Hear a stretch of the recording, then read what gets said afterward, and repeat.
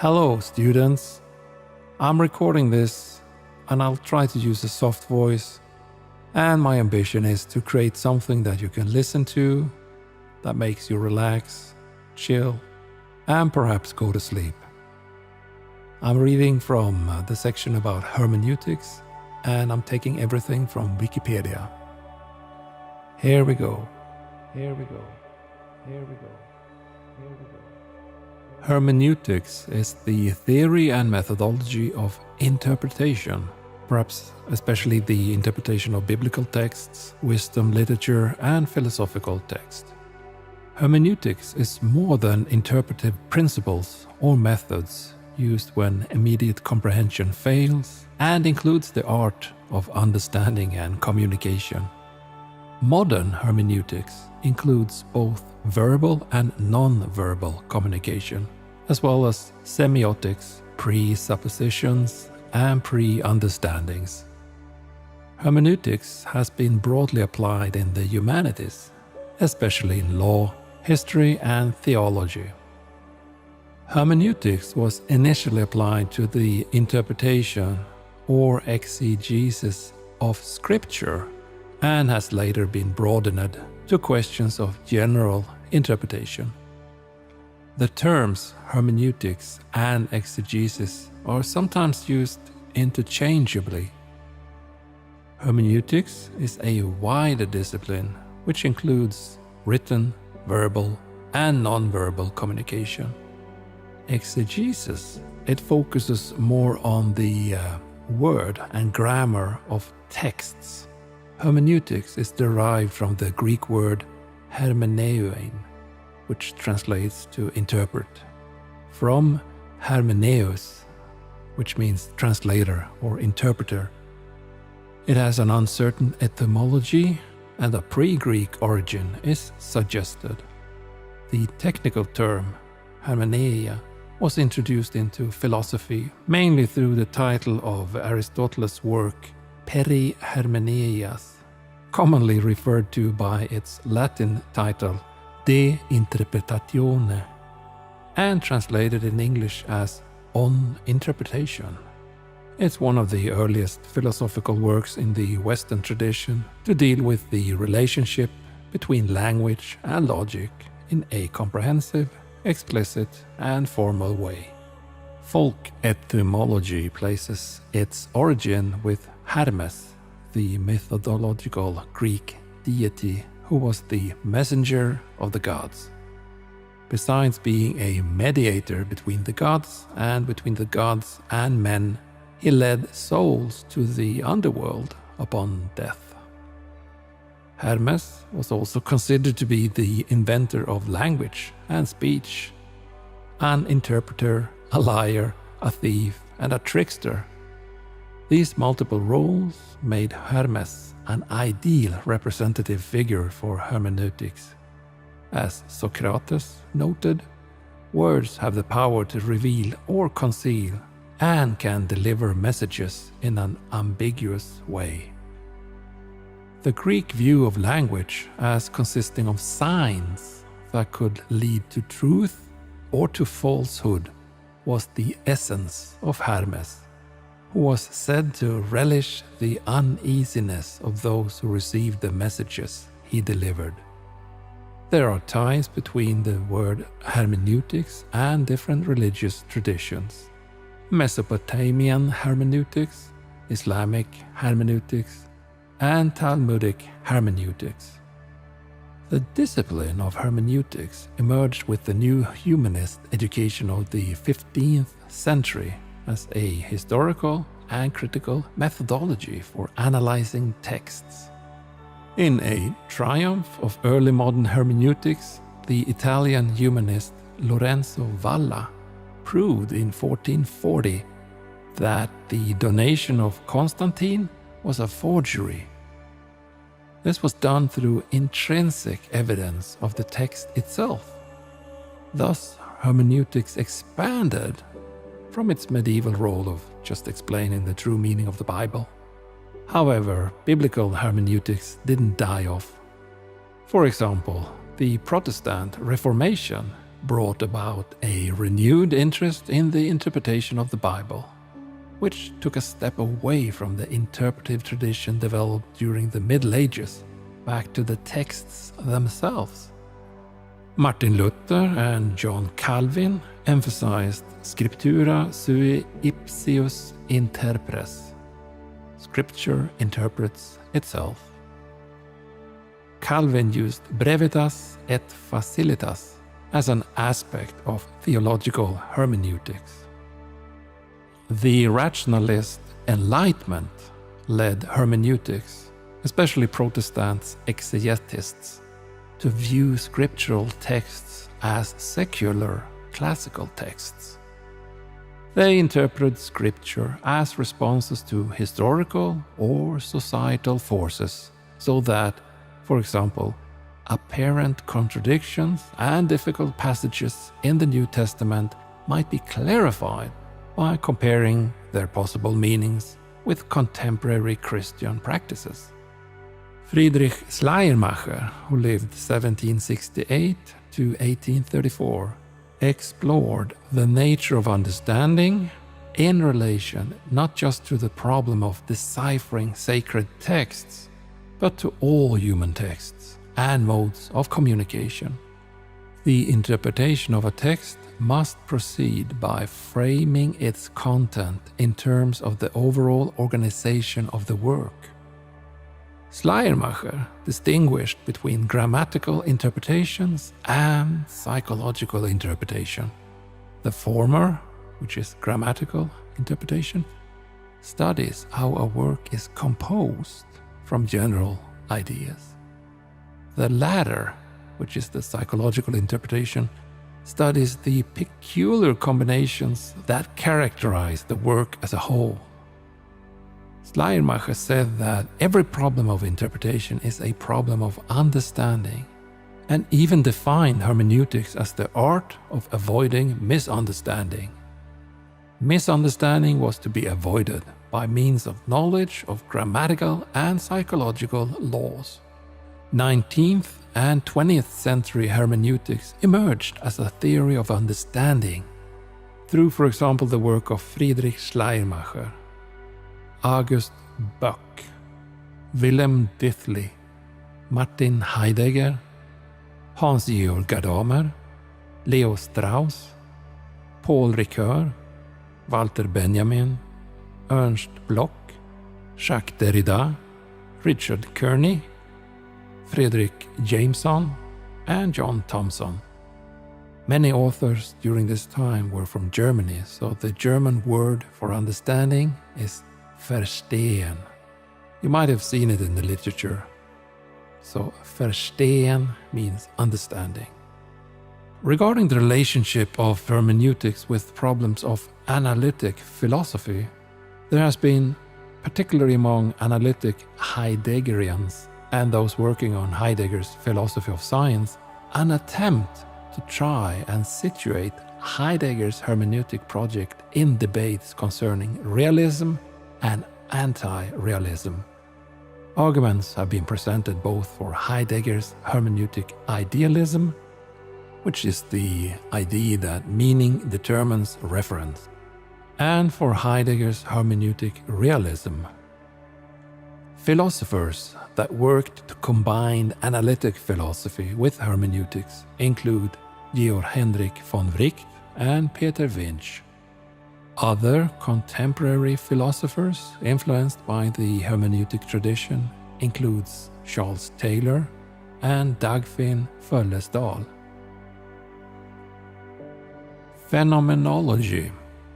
In qualitative research, the beginnings of phenomenology stem from German philosopher and researcher Edmund Husserl. In his earlier days, Husserl studied mathematics, but over time his disinterest with the empirical methods led him to philosophy and eventually phenomenology. Husserl's phenomenology inquires on the specifics of a certain experience or experiences and attempts to unfold the meaning of experience in everyday life.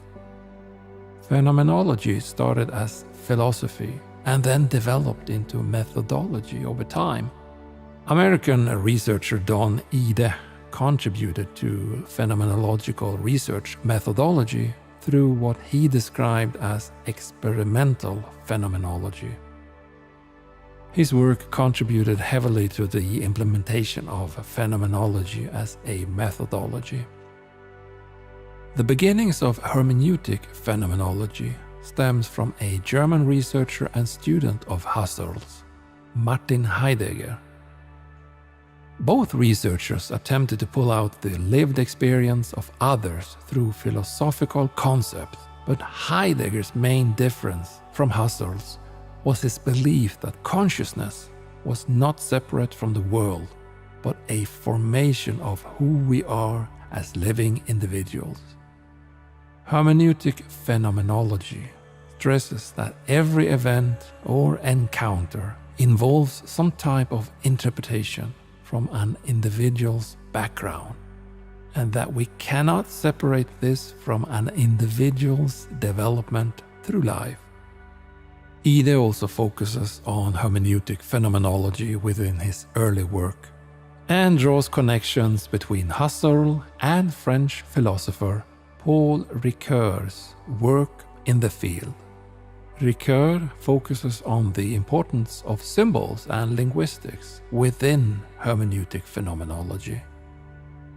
Overall, hermeneutic phenomenological research focuses on historical meanings and experiences, and their developmental and social effects on individuals. In sociology, hermeneutics is the interpretation and understanding of social events through analysis of their meanings for the human participants in the events. It enjoyed prominence during the 1960s and 70s and differs from other interpretive schools of sociology in that it emphasizes the importance of both context and form within any given social behavior. The central principle in sociological hermeneutics is that it's only possible to know the meaning of an act or statement within the context of the discourse or worldview from which it originates. Thus, context is critical to comprehension. An action or event that carries substantial weight to one person or culture may be viewed as meaningless or entirely different to another. For example, giving the thumbs up gesture is widely accepted as a sign of a job well done in the United States, while other cultures may view it as an insult. Similarly, putting a piece of paper into a box might be considered a meaningless act, unless it's put into the context of democratic elections, i.e., the act of putting a ballot paper into a box. Friedrich Schleiermacher, widely regarded as the father of sociological hermeneutics, believed that in order for an interpreter to understand the work of another author, they must familiarize themselves with the historical context in which the author published their thoughts.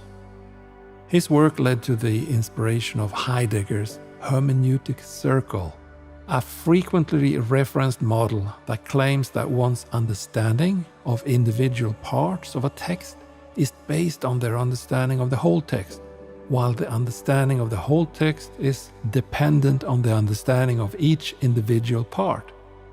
Hermeneutics in sociology was also heavily influenced by German philosopher Hans-Georg Gadamer. The hermeneutic circle describes the process of understanding a text hermeneutically. It refers to the idea that one's understanding of the text as a whole is established by reference to the individual parts, and one's understanding of each individual part by reference to the whole. Neither the whole text nor any individual part can be understood without reference to one another, and hence it's a circle. However, this circular character of interpretation doesn't make it impossible to interpret a text. Rather, it stresses that the meaning of a text must be found within its cultural, historical, and literary context. Friedrich Schleiermacher's approach to interpretation focuses on the importance of the interpreter understanding the text as a necessary stage to interpreting it. Understanding involved repeated circular movements between the parts and the whole, hence the idea of an interpretive or hermeneutic circle. Understanding the meaning of a text is not about decoding the author's intentions. It's about establishing real relationships between reader, text, and context. Even reading a sentence involves these repeated circular movements through a hierarchy of parts and whole relationships. Thus, as we are reading this particular sentence, you are analyzing single words as the text unfolds, but you're also weighing in the meaning of each word against your changing sense of the overall meaning of the sentence you are reading, or perhaps misunderstanding. Or maybe this sentence is reminding you of something, or clashing with another view about interpretation you have in the past advocated or disparaged. Hence, we are brought to the sentence's larger historical context, depending on its location and our own circumstances. Wilhelm Dilthey used the example of understanding a sentence as an example of the circular course of hermeneutic understanding. He particularly stressed that meaning and meaningfulness were always contextual. Thus, the meaning of any sentence cannot be fully interpreted unless we know the historical circumstances of its utterance. And this means that the interpretation is always linked to the situation of the interpreter, because one can only construct a history from the particular sets of circumstances in which one currently exists. Thus, Ditley says, meaningfulness fundamentally grows out of a relationship of part to whole that is grounded in the nature of living experience. Martin Heidegger developed the concept of the hermeneutic circle to envision a whole. Another instance of Heidegger's use of the hermeneutic circle occurs in his examination of the origin of the work of art. Here, Heidegger argues that both artists and artworks can only be understood with reference to each other, and that neither can be understood apart from art, which as well cannot be understood apart from the former two. The origin of the work of art is mysterious and elusive, seemingly defying logic. Thus, Heidegger says, we are compelled to follow the circle. Heidegger continues, saying that a work of art is not a simple thing as a doorknob or a shoe, which don't normally involve aesthetic experience, but it cannot escape its thingly character, that is, being part of the larger order of things in the world, apart from all aesthetic experience. The synthesis of thingly and artistic is found in the work's allegorical and symbolic character. Hans-Georg Gadamer further developed this concept, leading to what is recognized as a break with previous hermeneutic traditions. While Heidegger saw the hermeneutic process as cycles of self-reference that situated our understanding in a priori prejudice, Gadamer reconceptualized the hermeneutic circle as an iterative process through which a new understanding of a whole reality is developed by means of exploring the detail of existence. Gadamer viewed understanding as linguistically mediated through conversations with others in which reality is explored and an agreement is reached that represents a new understanding. The centrality of conversation to the hermeneutic circle is developed by Donald Schoen, who characterizes design as a hermeneutic circle that is developed by means of a conversation with the situation. This concludes the section about the hermeneutic circle, or as we say in Sweden, hermeneutisk cirkel. And further, it also concludes the overall section about hermeneutics, which I read from Wikipedia.